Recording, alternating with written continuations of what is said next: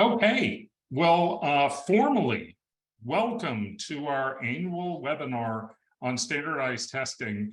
And if you have older siblings who have gone through the college admissions process, I suggest you consider that Men in Black thing that erases your memory, because this will end up being the most significant year of change in recent history, and that includes test optional.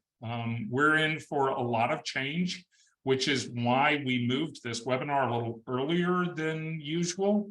Some mechanical points about this, and someone already answered this. Yes, of course, we'll be recording this. We'll be sending tomorrow both the recording for this and the materials that we're going through. And we'll also send a couple of materials from Appleroot, particularly for families who are looking for some help around practice tests. And that'll be clear in a couple of minutes.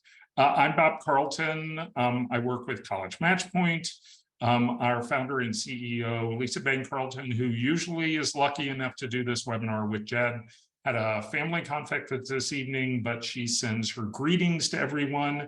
And there is no greater expert on all things standardized testing than Jed Appleruth, which may not be the nicest yoke to carry. There's a lot to keep expert on, and Jed has been a valued colleague and friend of College Matchpoint, but more importantly, he has built a team of people that kids love working with. So Jed, welcome. We're so grateful to have you with us this evening. In terms of agenda, Jed, at the end of his session, will have steeped you in trends from this past year's admission season, and there are many. He will try to help you understand the nature and the impact of this shift to digital testing. And then he'll spend a fair amount of time talking about how rising juniors can best prepare for this year's testing cycle. I want to talk a little bit about building a testing plan for juniors. This is one of the key milestones that we think is important for juniors and their parents to prioritize. Now, standardized testing continues to play a role in holistic admissions. This is a graph that we use with students to help visualize it. Academics at some schools, like Georgia and Georgia Tech, Florida, is the first hurdle to get over. They've gone back to requiring test scores. The majority of schools remain test optional. So they're going to look at all the inputs for a student. But most of these schools, with the exception of the University of California system, which is test blind, most of these schools are going to factor a test score when it is submitted. So we always say to students, from an academic profile standpoint, a test score that is on par or stronger than your transcript will always position you strongly from an academic read. A student's resume plays a key role, particularly in the large public universities that are so focused on major. Essays obviously play a key role. Major at many of these schools plays a role, and at some of those schools, there's a connection between major and test scores. An indication of a student, in the case of STEM, a student's strength in math communicates, hey, I really am well suited to this major, and we could do an entire other webinar of the vagaries and complexities of demonstrated interest. Now, here's what we suggest for a game plan for families of juniors as they enter into the fall. In October, almost all the high schools in America host a PSAT at their school. Last year, sophomores took a PSAT, and while that's an important test, this year's PSAT for most students, they're prepared for the math level in that PSAT. And we say to students, once you've taken that PSAT, you have an indicator of how well you'll do on the SAT. By Thanksgiving, take a practice ACT. That way you can determine which is your best fit, which test best aligns with who you are academically. We then say to students, once your fall academic term has calmed down, start your test prep and really focus on practice tests. So parents on this Zoom whose kids are rowers or musicians or in Texas football players, those kids have an advantage because they know the value of practice. I joked with a cheerleader yesterday that I bet you don't step on the field and hope it goes well. You spent hours practicing that routine. You have muscle memory. You need to have the same muscle memory when you walk in to take your first standardized test. While a small percentage of students that we work with take their tests in the summer before junior year, this summer that is just wrapping up, more than 95% of the students that we work with take their first official standardized test just after the winter break, and they end up taking 2 or 3 tests on average. Some kids are one and done kids. Some kids find they need to dig in and take more, but that is the typical flow from October to winter. And then sort of a coming attractions. Many students spend August, September of their senior year deciding on whether or not to submit test scores or choose the test optional function at that school. And to finish off that coming attraction, this is a relatively simple exercise. All schools publish their bell curve of either the ACT or the SAT, and they call out the top 75th percentile, students that are in the top quartile of that school. By the time students enter fall of their senior year, they have a high test score, or if they happen to have schools in their list that super score, they have a test score, and they can sit down on their college list and say, based on where my school fits, where my score fits, that school's distribution and their testing policies, submit, submit, submit, go test optional, go test optional, go test optional. Again, we're encouraging all rising juniors to get in front of standardized testing by having a plan, working through the progression, and reducing your stress on this by knowing exactly when the student will take the test, what test is the best fit, and how they'll prep. Okay, I'm going to stop my part of this evening. I'm going to mechanically switch Jed over to host. Jed is screen sharing, and I will man the Q&A. And if you can, push your questions to the Q&A box. If they are extremely deep standardized testing questions, I will, of course, interrupt Jed at an opportune time and say, Jed, we have a question here. But Jed, welcome, and we're so grateful to have you with us this evening. Excellent. Great to be here. And you've already, we are aligned. You've already mentioned things that are in this deck. So there's gonna be a lot of overlap with our philosophies and approaches to this process. So yeah, let's jump in. My style of presentation is giving a lot of information pretty quickly, the fire hose method. I will try to answer many of your questions, but there will be a replay, a recording, if you want to go back and slow things down and watch. But I try to be comprehensive if I can, because there are lots of nuances in pieces of this. But let's jump right in without further ado. All right, so agenda, Bob mentioned, testing the landscape, trends, and the digital. I'm allocating a pretty big piece of tonight to digital testing because that's coming very shortly. That'll be affecting juniors and everyone beyond. Preparation, timelines, and also a few slides on the PSAT. All right, so there are 2 big assessments that are both very valid, very popular in different markets, the SAT, the ACT, and the question still remains, do I choose? Well, there are 3. Do I go the route of the SAT, the ACT, or not at all? And that those are the options. But most people are still exploring this, do I go, even in the world where the SAT is improving, I think very much for the good, the ACT is still a better test for many kids. And so it's important that you, as Bob mentioned, take an assessment, use the PSAT as a proxy for the SAT, get a practice ACT, compare them, and find out where are my strengths better suited and better matched, for which assessment. One of the key differences, which is getting even more pronounced, is time. The SAT is becoming more spacious. You're having more time per question. The ACT is speedy. You got to be fast. And that's going to be even more exaggerated, with the new digital SAT, which gives you even more time per question compared to the very speedy, by comparison, ACT. That's one thing. But the ACT has a lower level of reading by a couple of academic years. The ACT is more about math and science. It's more focused there. Whereas the SAT is more, is a harder reading test. So there are some differences, which is why you take both and have the test scores tell you, I'm stronger here, stronger there. And also there are some nuances in terms of the kind of math, the way math is presented, and so forth. So the world that we live in terms of looking back at the last 2 years, we live in a test optional world. And I think the SCOTUS decision this summer is going to really lock that in place. I think there's going to be some drift back towards test required.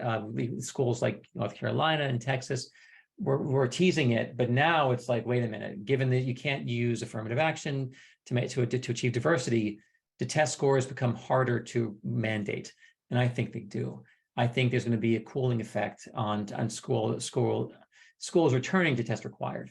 So I think this world is here. We're in a test optional world. And so the question becomes, once you do your assessments and figure out, do I send these scores or not? So that's the big question. And test optional, as you know, your application is complete, without a test score. The kids are getting in all the time with scores and without scores. And so it just shifts the read a little bit, but it is a complete whole application with the test score or without it. However, test scores are still meaningful for many, many colleges. And we can talk about grade inflation and what's happened over the past 30 years. There are many more A's than there used to be. And still, testing is still a strong independent predictor of performance, both first-year GPA, four-year GPA, and graduation rates. And it's easy to compare massive pools of kids using assessments and grades because there are different grading cultures. So test scores are still valuable to schools, even though there's been somewhat of a push. There's been some drum beating against them. There's funny, around the No Child Left Behind, there was a big push toward assessments and testing. Then there's been kind of a wave back. But I think testing is still here and is not going to be going away in the near term. So there are still some publics. Bob mentioned Florida never dropped it because a lot of their scholarships are tied to outcomes on testing and performance. So Florida never dropped it. Georgia reinstated it first for all their 20 schools in the Georgia system. Then they backed off to the flagship schools. And then Tennessee came and said, oh yeah, all of our schools too. So we're seeing some Southern schools popping up. And there was some discussion about that. Texas and Carolina both gave announcements. They're going back to test requirements and then pulled them quickly within days because there was some pushback internally. They weren't sure. And now I really feel like what happened in the Supreme Court is going to maybe permanently chill that move back toward test required. But they did put it out. I have the screenshot on Texas's UT Austin. It's going to be required for UT Austin and also from UNC. Then UNC backed off. They said there was learning loss in the pandemic. Let's give kids a couple of years to catch up. Texas, they didn't give any explanation. They just pulled it immediately within days. So there was obviously people who weren't happy with that announcement. The test scores are coming back as a requirement for UT Austin. All right, one of my colleagues, very smart fella, author, Rick Clark, he frequent presenter with Apple Ruth. He came out and said, don't count on the South for being test optional or test blind. He said the South wants to come back. And he's friendly with, schools in the Carolinas. He's friendly with the Alabama, and Tennessee came back. Georgia came right back. But in Mississippi, Arkansas, Texas. But now it's schools who really want diversity and they say this is a major goal for us. They have a hard time reinstating test requirements again because there are testing differences across different bands of ethnic and racial groups. And so that's the challenge. So we'll see what happens. I wouldn't be surprised if schools like Alabama came back, but I feel like there's going to be some tension with their diversity goals and so forth. There are some schools who are test required. We're not the big publics. MIT, Georgetown, Purdue. There are a number that have been popping up, but again, I think SCOTUS is going to cool off a lot of this movement back. MIT, what was interesting to me, they came forth and said, well, we can't reliably predict who will do well and who will fail out without test scores. Grades are good. Plenty of kids have an A in calculus, but a kid who has a sub 650 in math, they tend not to do well at MIT. They tend to be the ones who fail out and transfer out. So even if they have an A in calculus, that standardized measure is still valuable as a predictive factor of performance at MIT, graduation rates and 1 year and 4 year GPA. So that's why they came back. Like, we're trying to keep people from coming here who won't do well here. That hurts them and it hurts us. And so and I've heard the same thing at Yale from Jeremiah Quinlan, that, the top predictor of performance at Yale is not high school GPA, it's test score, because a lot of GPAs have been, inflated up, whereas test scores haven't followed the same trend over the past 30 years. Test scores have actually, there's some movement down as more and more kids are taking test scores and so forth. So the number of schools who require, very small number, also the military academies, but otherwise it's a handful of schools. We're seeing a move, and I think we might see more of this, but again, it depends. After the June ruling, the Supreme Court, I don't know. Auburn said, hey, if you have over a 3.6, optional, under a 3.6, tests are required. So they were conditional tests. I was expecting more of this to happen, but now it's really a question of, are there going to be schools daring? And so far, no one has made a move that I'm aware of post that court case. But we're going to be seeing some action over the next few months. And Cornell was one of the first ones to go test optional years ago. And when they did so, they said, you know what, we're very clearly, if there aren't test scores, the other legs of the stool are going to have more weight on them. So if you pull up the test score, we're going to look more closely at other testing, like AP exams or IBs, other GPA, your essays, teacher recs. So other things weigh more absent this one previously important factor, which is just how an algorithm is going to work. You pull out this piece, the other piece is just way more. So that really wasn't a surprise. It's just math. There is a piece that there are schools who give merit-based financial aid for strong academics and test scores. I always reference Alabama because they give a lot of money, and it's real money. And I have friends who've gone there. My niece applied. She ended up getting and given a 3.5 GPA, which many of your kids have. Like my niece got a 1390 on the SAT. So she was eligible for the University of Alabama Scholar, and that took tuition from $30,000 a year. She lives in Midlothian, Virginia, down to about $6,000. So you're saving $24,000 a year, grand total about $100,000. That's very meaningful. And so there are students who go that route or go to college for free because they have good grades and good test scores. So there are schools like this, some in the South, other places, where they do factor in testing as part of the merit-based aid calculus. So that is one piece of this. Test blind, test free. Bob mentioned, California is really driving the move. They came out a few years back when the regents said they're dropping test requirements. And so there are 34 schools you see in the Cal State system that are test blind. And that means I don't care if you have a 36 on the ACT, if 1590, we're not going to see it. It is not part of the equation. It doesn't matter how well you did. But that it's a bit problematic because you also lose access to kids who did really, really well. You're trying to recruit. If you want more diversity, and there's a student from the underrepresented school who's got a 1350 and his peers, the average score is like 1,000, that says something about that kid. That may be independent of GPA, but so I don't think we're going to see this massive push toward test blind. But California, they're forging ahead.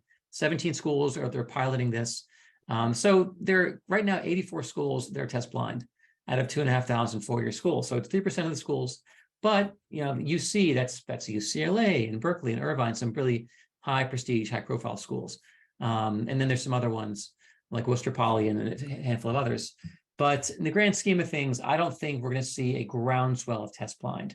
I could be surprised, I could be dead wrong, but I think you get what you need with test optional. So it's important. Some parents get confused and they're like, oh, test scores don't matter anymore. Like it's an optional world, test scores don't factor in. Like you saw the slide that Bob put up where it's still a factor. For some schools, it's the first hurdle.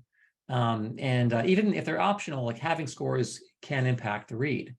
And so there are many, many other things that are optional too that do weigh heavily in terms of leadership and course taking that are optional. But if you have them, they factor in, they're part of the conversation. So a strong test score can become part of the conversation and add some weight, be a plus factor and beyond. The SCOTUS ruling, it's a big deal. It was a big moment, like in terms of when that came down. That I attended a conference in 2009, the Access conference with like 150 private schools, like the heads of college counseling and the heads of Columbia and other top schools. And there was a question, because even back then there were questions about, will the Supreme Court ever overturn Roe v. Wade? I mean, a different one, the overturn affirmative action, and like the case at UT Austin and so forth. Is it ever going to be beyond this narrow, tailored use of race? And they asked the head of Columbia, if you can't use race in admissions, what happens? And they said, we are going test optional, period, hard stop. And everyone agreed that was the answer, that if you couldn't use affirmative action, you must go test blind. Test optional, I'm saying the wrong thing. So test optional, it seemed like even back then, like 13 years ago, it was understood that was going to be a natural consequence. If you can't use affirmative action, the test requirements get harder to defend. So I feel like that is still where it's going. That's maybe I'm tied to that meeting I attended 14 years ago. But we'll see how it plays. We haven't heard any big announcements from big schools, but we're all kind of waiting about that. All right, so the question is, kids who submit test scores, kids who don't, does it make a difference? What's it looking like? And well, first, test submitters, they are down. We're down to about half of kids to send test scores. But it's not just half in general, because kids who are applying to more selective schools are more likely to send test scores, which is natural. They're trying to stand out from a very competitive group. And also there's more kids applying to STEM programs, as Bob mentioned, with the math, the sciences. I want to showcase my 730 in math.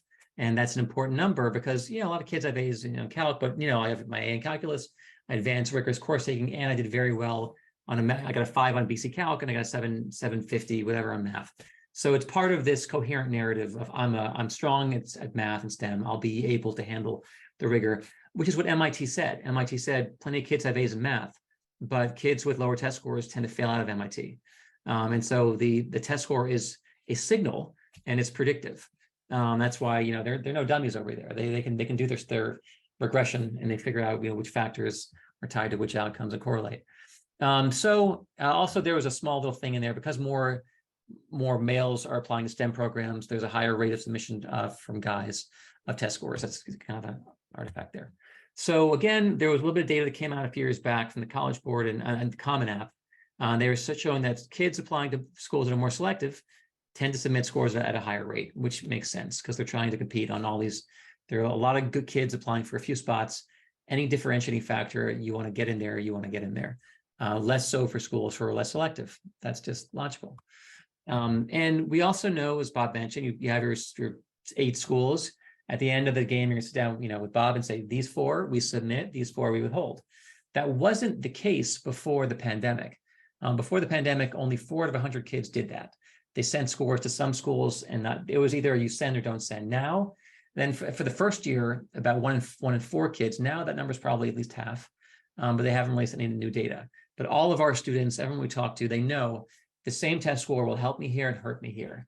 Looking at that bell curve, looking at that middle percentile, looking at saying, am I on the top half or am I in the bottom quarter? And you don't want to ever send a score that weakens the application. You want to always go with your strengths. You don't send a 1 on your AP Calc exam you blew off. You send the 4 or the 5, and the 3 is the question mark. Depends on who you ask and what school you're applying to. But you don't send a failing grade. And so if it's optional, why would you don't hurt yourself? And I've heard a dean of admissions at one very competitive school on the East Coast say, you can't unsee a bad score. And I've had a kid with good grades, good directs, but sent like a 1 on an AP, the kid got a 93 in the class and submitted a 1. And he's like, I can't unsee that 1.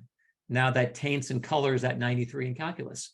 And so don't send anything that hurts you. So go with your strengths only. So that's part of it. Also, there are different rates of submission by major. Engineers, most engineers are sending their test scores. They want that math to show through. More business, but not a small minority in gen ed or social work or things like that. And so that's from Jeff Selingo, author that I respect, who does his homework. Now, then the question becomes, do test scores give you how much of a plus factor are they when you have good scores? We have the extreme data point, the outliers, Boston College. I think they're the most extreme I've seen in the country. where their admit rate is pretty compelling. You have 23,000 kids applied without tests, 17,000 kids applied with tests. Those who were accepted, 2,500 kids got in without test scores, and 5,000 got in with test scores. So the admit rate is about 30% with tests, about 10% without tests. That's compelling, and that's an outlier. But I'm just showing you that there are admissions offices where testing is still quite impactful. And actually, some of the Catholics, like you see like Notre Dame, and you see BC, and you see, some other schools where they're pretty open. They're using these test scores, and it varies. It's not universally, applied across the country. Every admissions office has its own algorithm, and they figure out the relative weighting they put on different factors. And there are some schools where, the test scores matter, like, UVA or Notre Dame, it matters. And it's impossible to look at that data and say, no, test scores don't matter at Notre Dame. They do. But then there are schools where they matter less, like Vanderbilt, that advantage is much smaller. And so that has to do with the philosophical orientation of the school and the admissions office. The other piece, though, is looking at these numbers. It's not, if I have a test score at Notre Dame, my odds of getting in doubles. That isn't really how to read this. This has to do, there are two pieces in this. There's correlation and causation. And the correlation effect is kids who send test scores tend to have high test scores, okay? Kids with high test scores, they also tend to have higher GPAs and better course taking. So this could be, pointing to that, whereas this is, in terms of mediating factor. But there is also a causal element. When you have two kids with similar GPA, similar course taking, one sends a 34, one sends no test score. And the kid with that 34 is going to get in at a higher rate, relatively higher, but it's not going to be this massive piece. So, I've heard from like Emory, I have a colleague there, a friend there, she used to work on the high school side, said, yeah, I have two kids, same school, similar course taking. One has a strong test score, one doesn't. That kid has an advantage, but it's not this doubling. So we're never going to know the relative portion of this percentage that's going to be going towards testing. But we do know that for many schools, a strong test score is going to have a push in a crowded pool of kids. So the question then becomes, do I send my scores? That's going to be, with you and Bob and his consultants. First, you're going to get your baseline test in, baseline SAT, ACT, and there are going to be some kids who out of the gate, you have your PSAT in the fall, you're going to have your practice ACT, and you're looking, your grades are rocking. Your academic rigor is stellar. You have everything going, and your test scores are just not even close, not even ballpark. For that student, then the question becomes, do I bother to prepare? And for many kids, I say, you know what, to bridge that gap, to get that 21 on the ACT up to where you have a 3.9 unweighted and like 11 APs, that's a heck of a lift. And I'd rather you probably spend energy in other areas.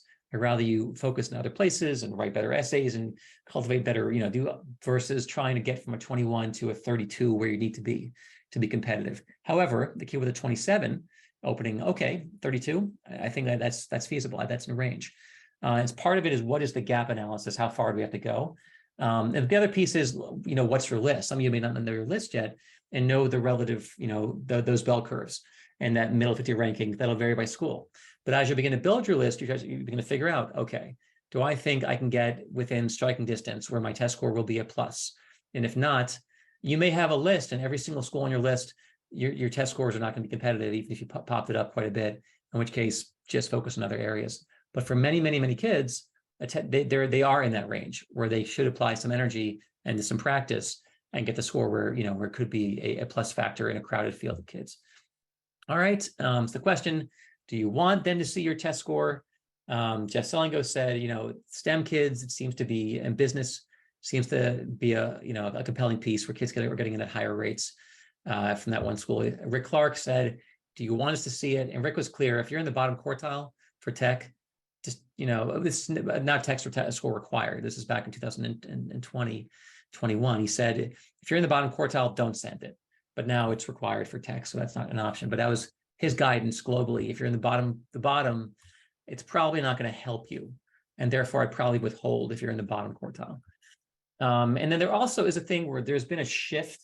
One of my colleagues, Andrew Belasco, fellow at IC, he did research with colleagues at UGA in 180 schools, and he found that when you drop your test requirement, schools to go test optional, they tend to have higher average test scores because you're lopping off the bottom kids who don't score well. And this played out perfectly in the pandemic, where the first year where scores weren't required because kids couldn't test, the average test score popped around 30 points for all these schools, from Michigan and Tulane. And I just heard last night, so it's funny, like I am late 47. My friends are now, their kids are entering the window of being juniors, and I'm prepping my friends' kids. And my niece, when she applied to Tulane, the Tulane rep came a couple of years back and said, if you have under a 1430, don't send it to Tulane. We don't want to see that under a 1430. I just learned last night over Malaysian food, my friend Seth, that his daughter heard from a Tulane rep directly, if you have under a 1450, don't send it to Tulane. That's going to make you less competitive. And they mean that. They really mean, we don't want to see under 1450, just don't send it, which is so amazing because that used to be a very competitive score for Tulane. That was almost their top, top quartile a couple of years back. But because they've lopped off the lower scoring kids and they've encouraged kids to not submit with low test scores, they've been skewing their numbers to the right. So it looks good for them. We're great. We're academically so robust. But also part of the shift is the whole non-submitter effect. What portion of kids are submitting a score? And that's all available. If you're curious, on the common data set, type in CDS, it'll tell you what portion of kids are submitting test scores and which aren't. That's also a thing to figure out if you want to see how many kids are submitting test scores. It's in the common data set, it's also probably captured in the big futures. By typing in school, what portion of kids send test scores, it'll tell you the relative importance of test scores for that school. All right, 732, still going strong. I'm on the East Coast side. So digital testing, this is the big change. As Bob mentioned, this is a sea change. But in some ways it is, but in some ways in terms of content, it's not as much as you would think. So there's a lot of, in terms of delivery mechanism and method and the packaging of the assessment material, it's a big change, but it's still pretty similar kind of material in many, many areas, with a few exceptions, which we'll talk about. Let's do a dive here. So testing for non-US students went digital in March. We had a March SAT internationally, about 70,000 kids. Then then a May test and a June test. We've had 3 full administrations, and they've gone well. In October, coming up in what are we in August? In about 2 months, we're going to be having kids across the country taking the first ever digital PSAT all over the US. All the juniors and the PSAT 8 and 9, the 10th, they're going to take it in the spring. That's kind of a weird little wrinkle. December is going to be the final paper-based SAT for US students, except for kids who have an accommodation for a disability. So March, everything is digital adaptive, and it's adaptive, which we'll talk about what that means and what it means for your kids. So adaptive testing, you're going to have a baseline math section, then an adaptive, and a baseline verbal and an adaptive. The adaptive, as we understand it right now, currently, what we've seen with the Blue Book app, the College Board, it adapts either relatively easier or harder. There are just 2 divisions right now. It's binary. If I score over a certain threshold, I'm going to the harder module. Below, I'm going easier. There is a talk, I heard one College Board rep talk about having 3 modules, a low, medium, and hard, and they can be more granular if they want. They could develop 6 modules and have it gated based on performance. But right now, what we've seen in the practice is it's binary. But and it won't change for kids if they have two groupings or 4. It's all the same philosophy, same approach, but just giving you a sense of what we're working with. Now, it's administered on this app called the Blue Book app. And if you want to download it tonight, you type in College Board Blue Book app. It's an app you download onto your computer. I have one on mine, and then you can go and take the exact same kind of test, same format as your kids will take in October and in March. So it's available. There's no real mystery. There was a big mystery in 2016. What'll it be? There was a mystery in 2005 when the test changed. What's it going to look like? There are always changes, and everyone's like, now there's no mystery. Here it is. You can take it today and practice. There are 4 full digital tests on the current Blue Book app. The Blue Book app, you download it. It locks everything down. You can't go on the internet. You can't surf. And you also are going to be downloading your assessment in an encrypted format several days before you take the actual thing on, either in the school or on a Saturday. When you go in there, they give you a code, it de-encrypts it, unlocks it, and you're taking it.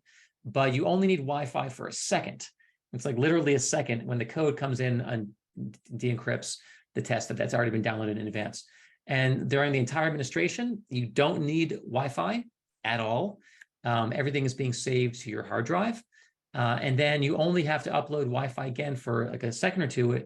It sends your text file at the very end up to the cloud, and that's it. So you don't need Wi-Fi throughout. And also, what's amazing, and it's so smart, that everything is being saved, every keystroke is being timestamped.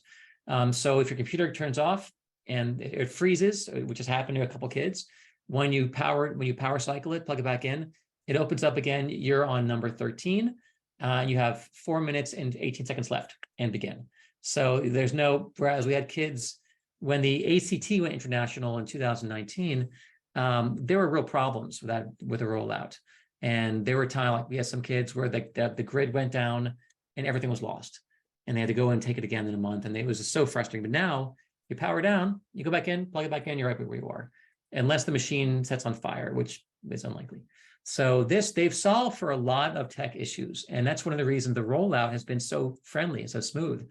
Because we work with kids internationally. We have a lot of kids in the UK, with kids in China. We have students all over the world, and they've been taking it, and it's been going fine. So they do digital SAT. And the ACT has been digital for them for 4 years. So that's not digital testing is actually pretty old. The digital the adaptive GMAT, that's 1997. The adaptive GRE, it's been around for 25 years. So adaptive testing is kind of old news, but it's finally coming to the biggest test in the country for us. All right. So why digital? If you're curious, gets rid of these ancient Scantrons, which is 1930s technology, which are problematic, and there's shipping and there's logistics and operations, and they get warped, they get lost. It's a mess. They get mismatched. You can have more number of tests, a lot more variety. It's much, much, much more secure. And the main driving factor for about 5-6 years internationally, there were all these scandals. If you're curious, you can type in like Reuters, like testing scandals. They canceled the tests in Egypt. They canceled them in Hong Kong and Singapore. They were in South Korea. Like the whole country is having their tests canceled, and because tests leaked out, paper-based. They mailed out a paper form. Everyone, please keep it under lock and key. Someone takes it, breaks cellophane, scans it, puts it back in, shares it, and then the whole thing is compromised for the country. So a paper-based test form is just dumb and is very easy to manipulate. And they were, any one bad actor who has an incentive or motivation can break that and make it insecure. But this testing, every kid's going to have a different test. And so I can't call a friend in a different time zone and they say, hey, the answer is 25 is C, 13 is A. No, because my 13, the answer is B. Your 13, the answer is A. My 13 was this verbal problem. Your 13 is a vocab problem. And also the problem may be changing. So everyone has a different test in the same room, which makes cheating a lot harder. So massive improvements in test security. And also better, easier accommodations. Results come back also in days, not in weeks. And it's a shorter test, more efficient. So many good reasons. The short testing is the biggest deal and the biggest boon for kids. They're going from a 3-hour, 15-minute administration down to 2 hours and 20 minutes. But more than that, like all the pre-entry, all the Scantron stuff, entering your school code, that happens at home. So you're saving all this time also with administration. It's actually more than an hour shorter. You're going to have more time to answer questions. You're going to have these really short one-hitter reading passages. You're going to have a wider range of reading topics, and you will always have access to your graphic calculator up in the corner whenever you want it. Whereas before, it was one section was calculator, one was without it. All right. You also have a lot more flexibility in scheduling because this 2-hour, 20-minute test, kids, they can do it during the school day. And the big push is going to be getting this in the schools all the time. In 2018, school administrations were about a third. In 2022, they were 63%. I heard last year for the school year from the College Board, it was 68%. So we're 2/3 of tests in the country are taking place during the school day, not on a Saturday. And that's the big desire and drive, and make this embedded in the school system. So there's less of an issue. And, it's also nice because, there's no test form exposure issue. So we've shown half the class test form 13B, therefore we can't share it anymore because they'll tell each other no, because these kids will have different tests and there's no more issue about item exposure. What's staying the same? So I mentioned that the test content is not really changing all that much. The math is very similar, although one nice thing is they're reducing the reading burden on math. That was a big change in 2016 towards the Common Core. It was more about math fluency. Can I read text and parse the math? Now, the majority of problems are, here's the math, solve it. Scoring is not changing. A 1350 is a 1350, which is why we expect there's going to be more super scoring from paper to digital and so forth. The format is as here it is. You have 32-minute modules of reading, 2 of them, 35-minute modules of math, 2 of them. That's it. You have 98 little questions. You also, every section will have these 2 experimental questions, which are not going to affect your score, but they're going to help do some pre-testing for future tests, making sure items don't have any bias in terms of gender, in terms of ethnicity, in terms of demographic bias. Also make sure they're good items with easy, to see answers. They don't want to have, so 8 items per test are experimental. That replaces the separate experimental section that's been around for 30, 40 years plus. The timing, I mentioned it's a short test. You have more time per question. So here is an example. The digital SAT for verbal, you have 71 seconds per question. For the ACT verbal, 44 seconds. Digital SAT math, 95 seconds versus a minute. You have 60% more time per question, essentially for both math and verbal, which is a full accommodation. It's really amazing. It's like getting time and a half on the ACT. That's a standard now for the SAT. And part of that, it was very intentional. Psychometricians, they were doing all this pre-testing and piloting, and they said, you know what, like if we just lopped off 4 more questions, a lot more of our kids won't have to rush. And they changed it, and they reduced the number of items, and now it's less of a rush for a lot more kids. So processing speed is being defocused on this new ST, which I think is fabulous, because processing speed, it's a great IQ measure, but in terms of predicting, are you ready for college? There are so few areas in college where speed is a defining, feature and like for success. Most kids have time to write their papers at home, and most exams aren't speed exams in college. So I think it's actually a great change to de-emphasize processing speed. The number of test items, this is the genius of adaptive testing. This is even why the ACT is going digital but not adaptive. You're not getting the gains. You gain such efficiency when you go digital adaptive, because in classical testing theory, I have to ask enough questions that are easy, middle level, and hard level to help differentiate a 780 from a 760, and also a 300 from a 330. So I have to ask a bunch of easy questions, a bunch of middle, a bunch of hard questions. But for the kid getting a 330, those really hard questions are wasted. For the kid getting a 750, those easy questions are wasted. The kids are missing those. So with adaptive testing, I'm going to only give you items that are relevant to your level of ability. And that's how I can become more efficient. And also, they're doing a thing where they're going to weight questions more heavily that are more predictive. They're doing some pre-testing of items, and they realize, hey, I'll give you 100 items, but if kids get this one right, they're going to almost always get these 4 right. So why don't I just weight this question heavier and lop off these 4 questions? And that's part of what they're doing. That's called item response scoring. So, but let me show you the example of the digital SAT, the current SAT, and the ACT. So for verbal, number of items, you have 27 in module 1, 27 in module 2. So you have 54 total items for the digital SAT. For the SAT, the current form, you have to ask 96 items to get the same answer. And for the ACT, 115 items to get the exact same answer. So I can get you there with digital testing as adaptive in 54 items versus 115. Who doesn't want that? And that's how you can have a shorter test and give kids more time per question. So I think this is just where it's all going. I think this is very smart, and it's about time. And so I mentioned the embedded experimental items, not a big deal. Don't worry so much about that, but they're in there. And I mentioned item response scoring. So they're calling it differential weighting. So again, that's one of the reasons I can go from 96 questions on the current test down to 54, because I know that these few questions are very predictive of your actual knowledge base. If you miss this graphing question, you fundamentally, are deficient in this area. So therefore, I'm not going to ask you 3 other similar graphing questions. I'm going to weight this one more heavily. That's a change. For 95 plus years, we've never had this. Every item counted since the 1923, the first SAT. Is it 100 years? Wow. Or no, 26, 97 years. Okay. But it's always been one item is one item. A raw point's a raw point, then you scale it up. not on this test. Different items have different weights, which is new, which makes the score, it's a new kind of scoring, new framework, which is going to really change how they deliver like the test return and the scoring. The scoring gets very different. Here's an example scoring that, on a basic, on the baseline test they gave us for the Blue Book. There are 20 operational math items, 2 experimental. If I get 15 or more right, I'm going to be routed about 2/3. I'm going to the harder section. If I get below 2/3 right, I'm going to the easier. If I'm going to the harder math section, I'm locking in at least 460 points. So my potential score range, because of all the ones I got right, is a 460 to 800. If I get knocked down to the easier and I miss 7, well then I'm capped at a 650.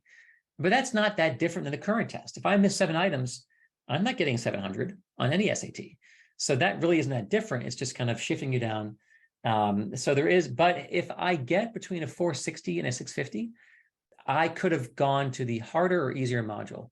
But if I get a 700, I know I went to the hard module because you can't get that score from the easier. And if I get a 350, I know I went to the easier module because that's impossible if you're routed to the harder one. Let me show you some other things about scoring. So scoring doesn't correspond with how many you got right. That it's also how many you got right, which items you got right on which section. So a kid, look at the kid in the blue.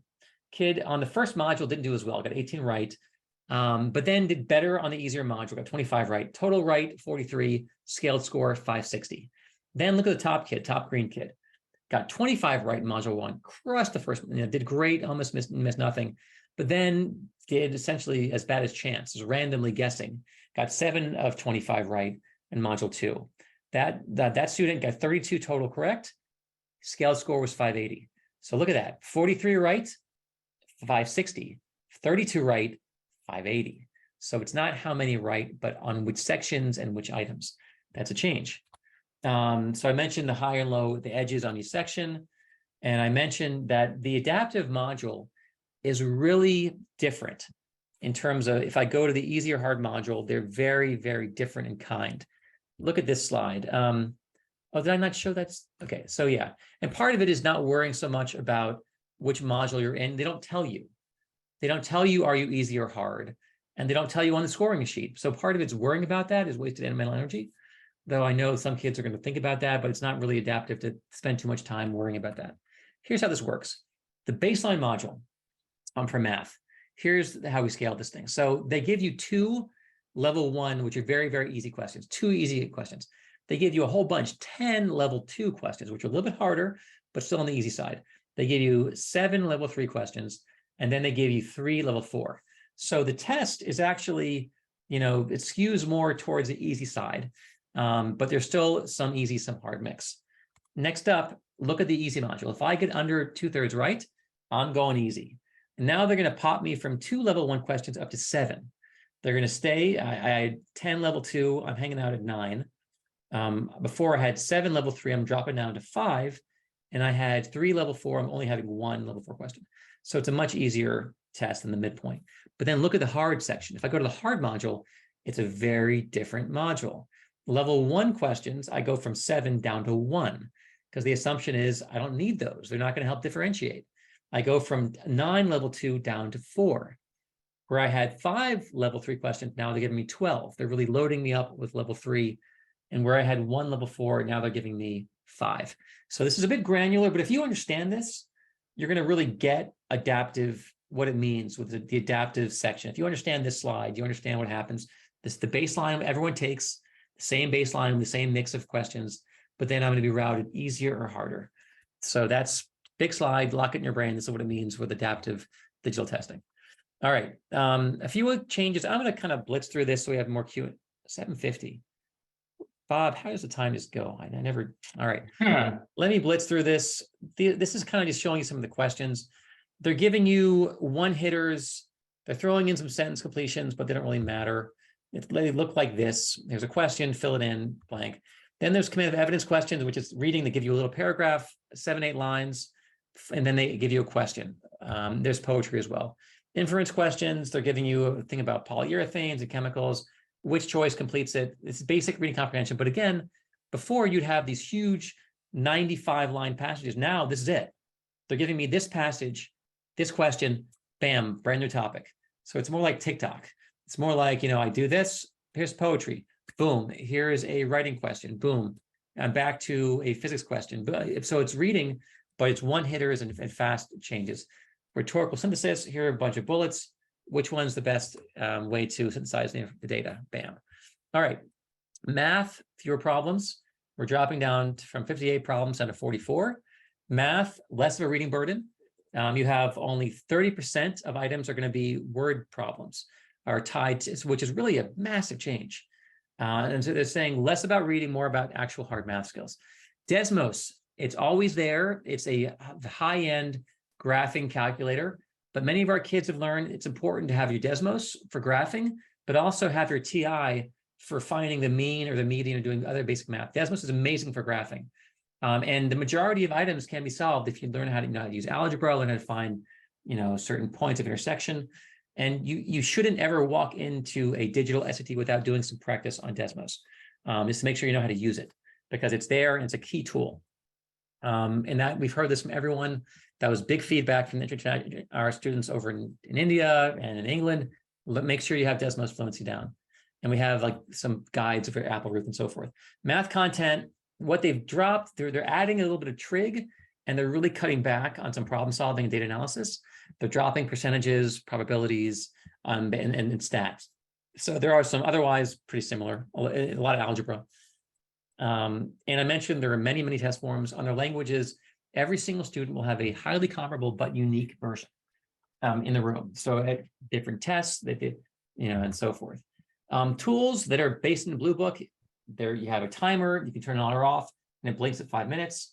You have a reference sheet, you can pull it up, close it. You can annotate, you can mask answers, you can eliminate and cross off A, B, and leave C and D. And kids like that one a lot.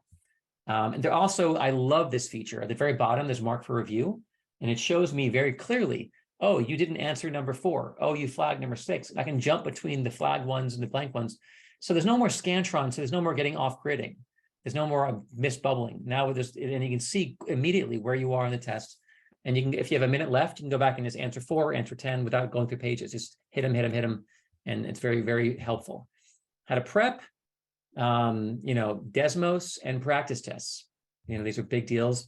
Accommodations are easy to administer. You can change the font. There's also text to speech. There's all these great stuff. That calculator, before having it was at all sections, was an accommodation. Now it's always there. And some kids are going to be able to get a paper test, but I don't know if you want one. It's a longer test because they don't have the adaptive piece. It's a longer test with more items, but there is a paper accommodation for kids who can't test on a computer for whatever reason. And again, the international rollout, big hit. Our kids liked it. They preferred it. Test issues were minimal. One of the coolest things I really like, that the proctors, they have this test day toolkit app on their, all proctors are given an iPad. And so they can see everyone's progress in the room. If there's Wi-Fi in the school, they can see, oh, number 35, you're stuck.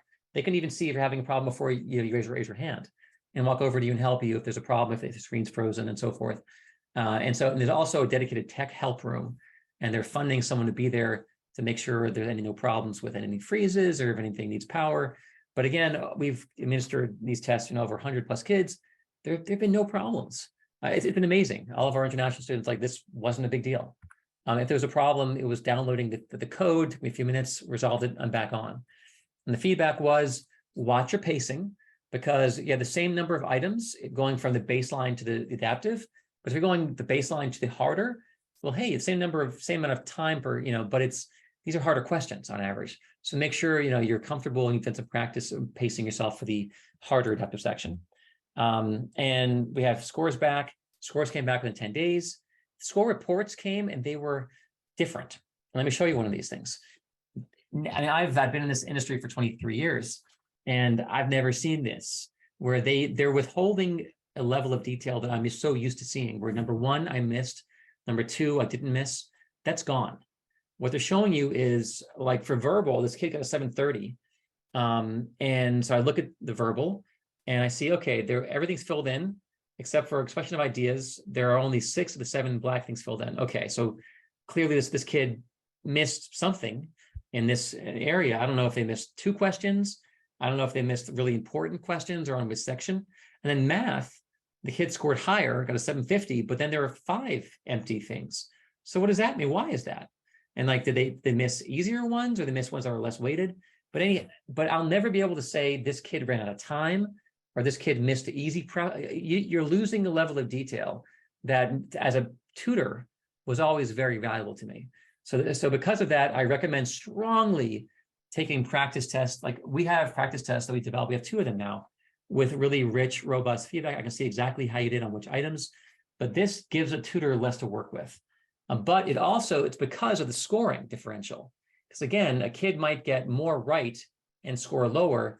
They're not giving you back that level of detail, because that might cause problems. Hey, I got 33 right. I got a 550. He got 25 right and scored better than me.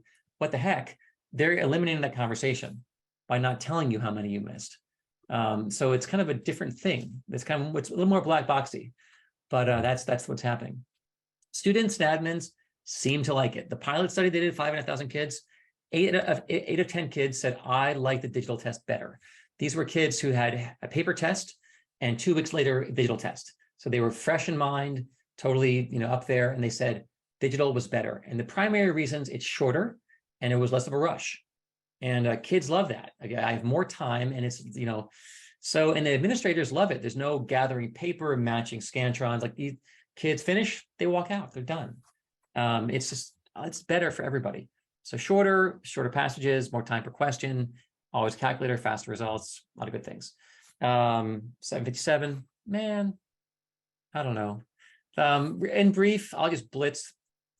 Some kids will do paper and finish testing by December, but it sounds like for Bob that isn't your kids at all. Most kids in your let me jump in on that. Yeah. Only 5% of our kids historically have prepped in the summer before junior year. Okay. There is a small cohort of families, God bless them, who have said, I want my student to have a paper score and a digital score. Okay. There is some logic in that.